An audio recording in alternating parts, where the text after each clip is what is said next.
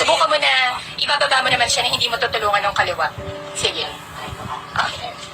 Isipin mo na kaya mo. Mag-concentrate ka doon.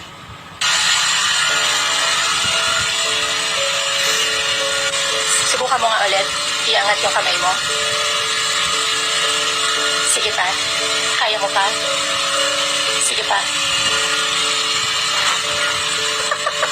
Ituloy mo lang yung affirmation mo, ha? Paulit-ulit lang sa isip mo.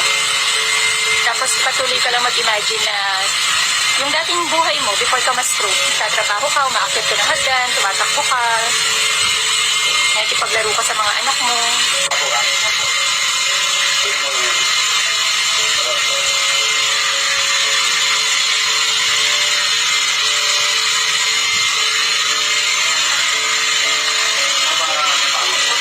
Yung may kaliwa niyang taas?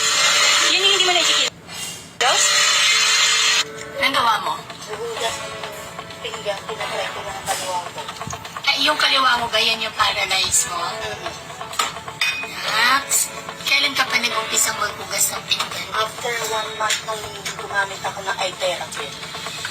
Regular ka ba nag-wanding? Every day? Oo. Ilang beses? Twice a day.